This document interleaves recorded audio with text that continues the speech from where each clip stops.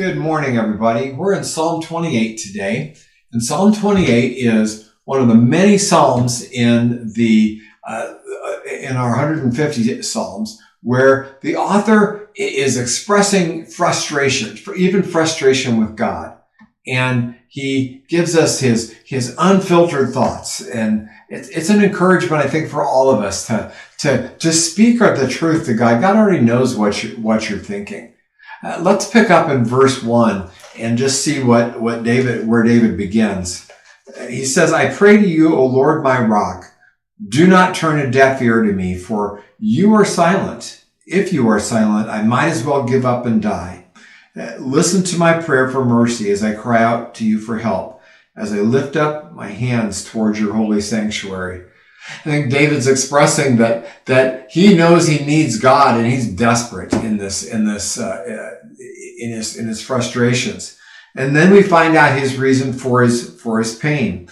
He says he's in distress. He sees wicked people prospering, and there is no repercussions for their wickedness.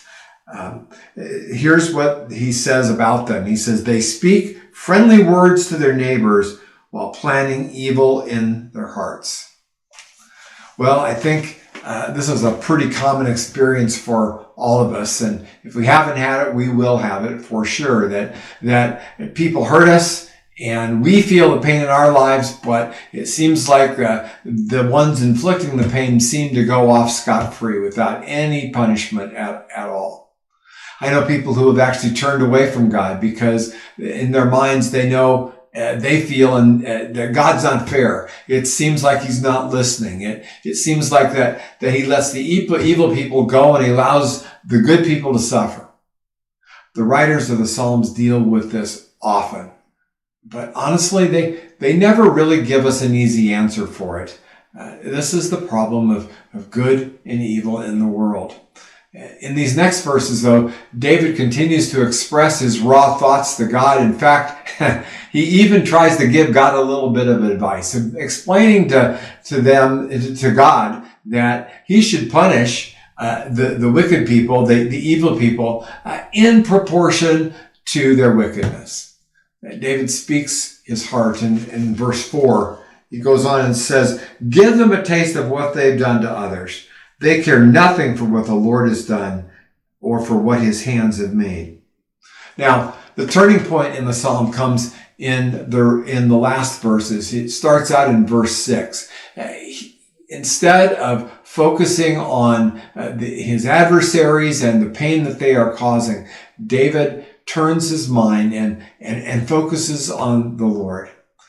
Let me read you a couple of those verses. He says in verse 6, praise the Lord, for he has heard my cry for mercy. The Lord is my strength and my shield. I will trust him with all my heart. He helps me, and my heart is filled with joy. I burst out in songs of thanksgiving. Now, it could be that God has already answered it, and maybe there's a gap of time between verses 5 and 6, but I don't think so. I think David is just anticipating that God is going to work. And I think this is an encouragement for all of us to realize that we're all going to experience hardships. And the psalmist has shifted his focus and expresses his confidence in God, and that God is going to come through. Now, in the New Testament, we certainly read about Jesus' life and Jesus' experience and how he lived a perfect life, and yet he experiences much pain and anguish, and he had to endure the deepest of pits, and they ended up torturing him and even killing him. Now, we probably won't have to go to the extent that Jesus did, but we will have to endure some injustice in our lives too. Life just isn't fair, but Jesus has promised that just as he endured what he endured, he'll walk with us through that too. He knows what we're going through. The battle between good and evil is always going to be there. It's going to be there until Jesus comes back. But David is sure. He says, God, You are my strength and my shield and my fortress. And then in the last verse, he says, God, you are my shepherd. You carry me forever in your arms.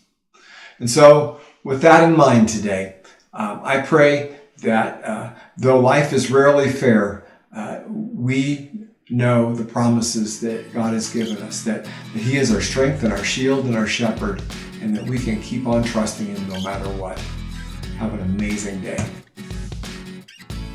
If these devotional videos are helpful to you, subscribe to our channel and click the notification button so you know when we post a new video. And of course, please share them with others.